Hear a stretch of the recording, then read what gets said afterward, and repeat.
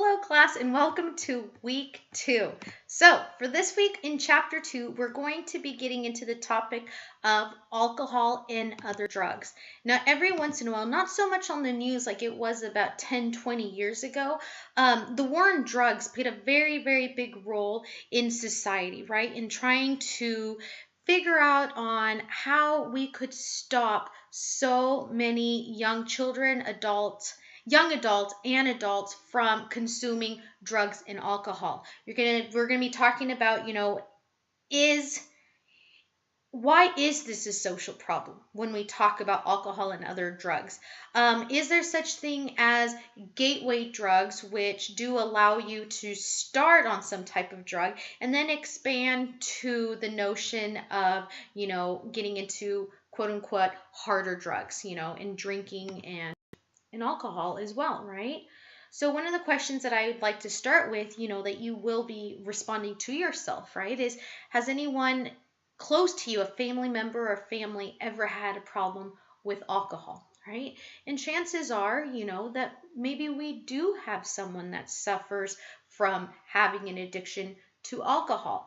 We're going to learn that the media plays a really big role. If you turn on television, if you turn on, and you watch some movie, any type of movie, oftentimes a comedy, we see that it's cool to drink. You think of college and it's all about drinking.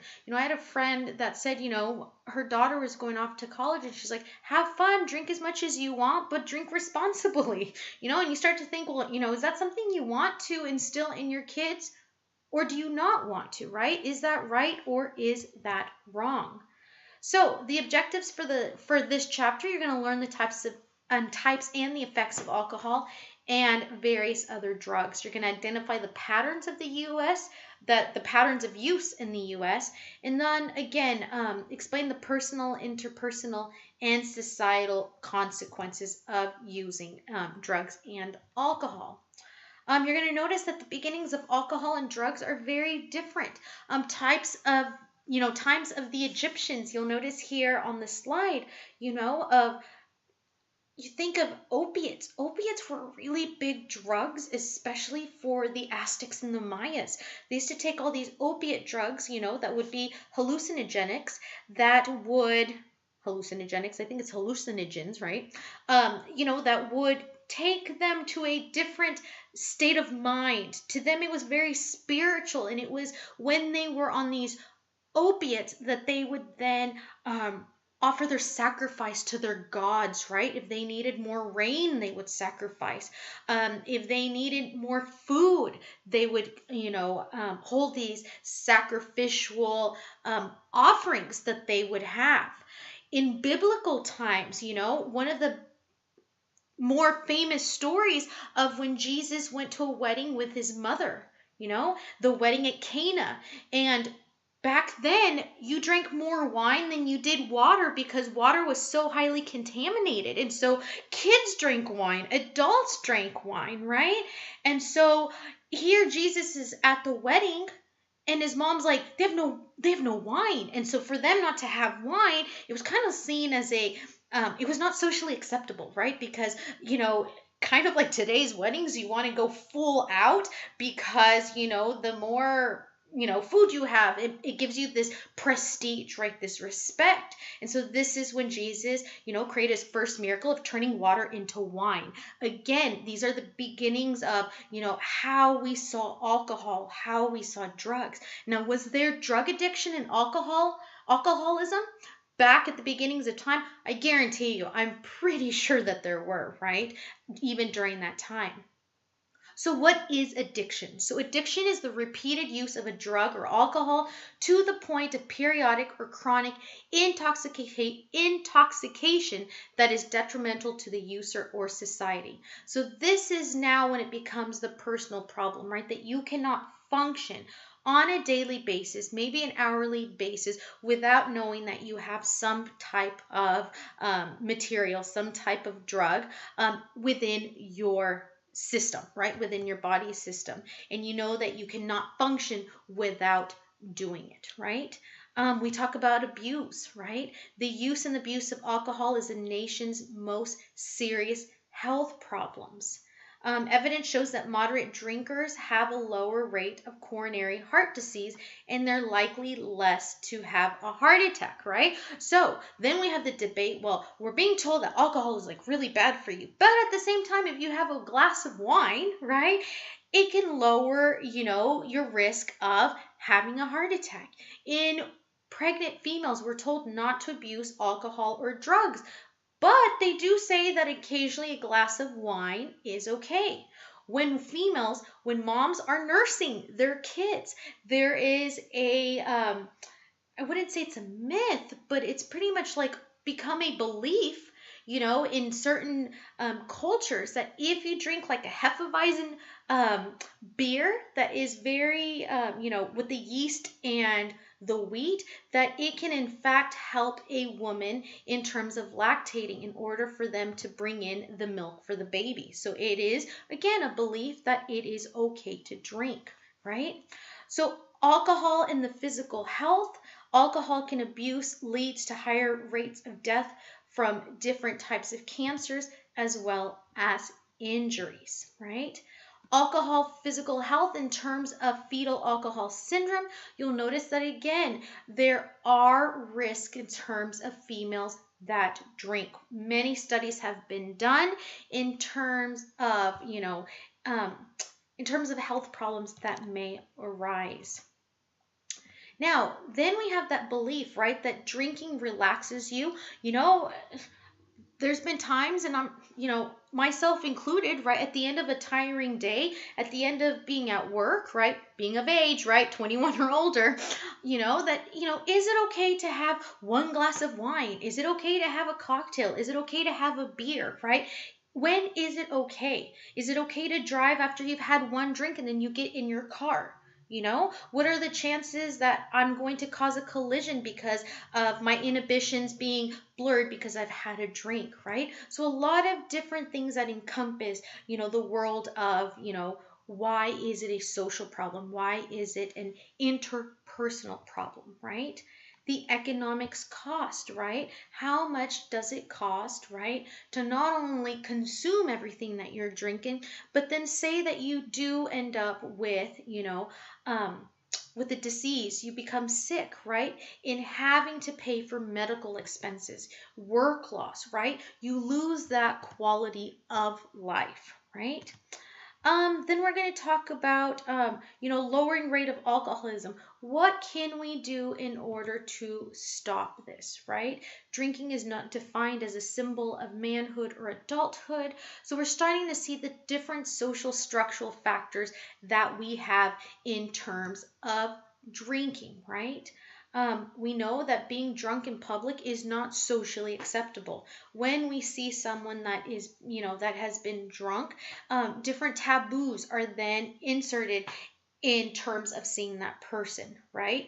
That is when we get to the point of, well, he or she was asking for it, in terms of, say, for example, rape, because, they were drunk, right? They were just asking for it. They did not know what was going on. They consented. They said yes, right? Etc. So the role problems that generate emotional distress can lead to alcohol abuse, and then you feel powerless.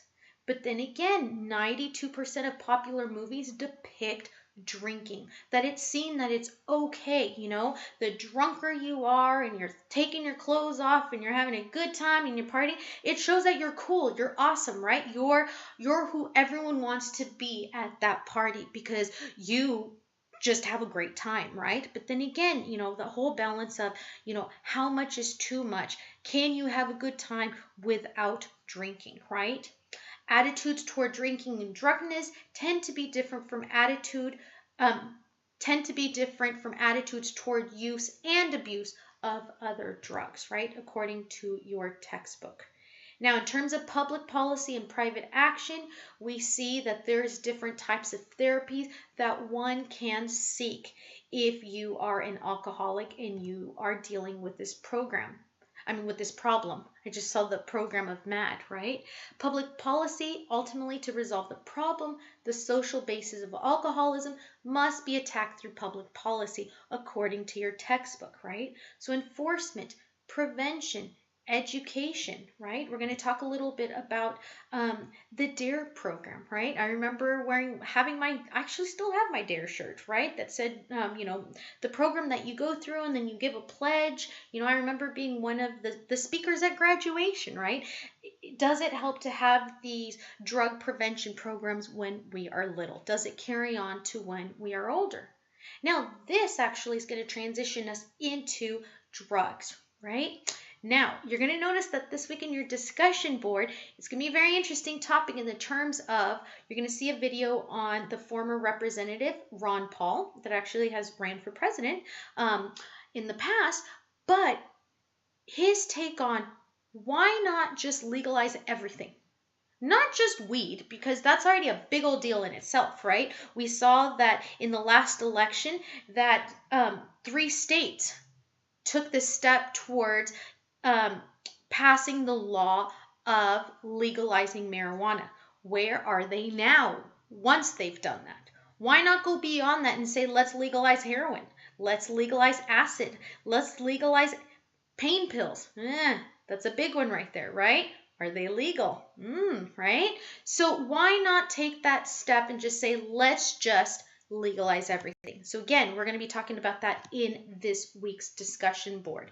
You're going to be looking at the various different drugs and their effects that they have. We're going to be talking about patterns of use. Drug use is higher among the young. Why is this? Why, what is leading us to being so young and being curious about drugs and alcohol? Can one drug lead to another drug, right?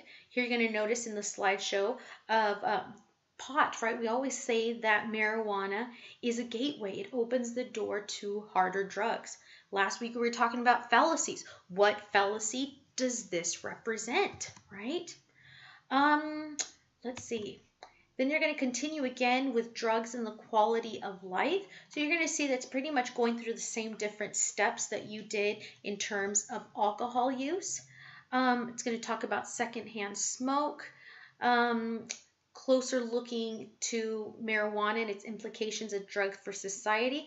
Again, everything that has been implemented by your textbooks, right?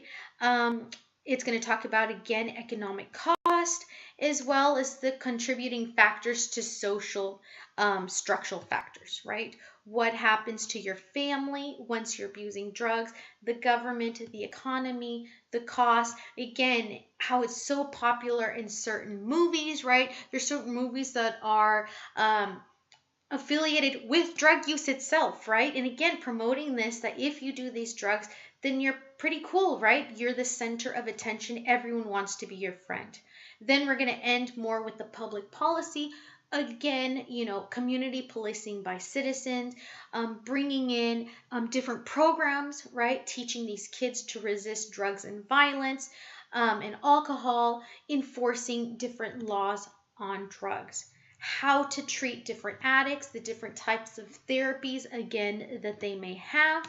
And then again, ending with various different programs, right? Maybe parent involvement in talking with their children at such a young age. But once we get to be an adult, is it going to matter the prevention programs that we had as elementary kids, as junior high kids, as high school kids, right? Because again, in DARE, they had you sign that pledge. Remember, it was a little card and they had you put it back in your backpack saying that as you grew older and you were going to be an adult, you were not going to drink and you were not going to do drugs, right? So again, do these types of programs prevent?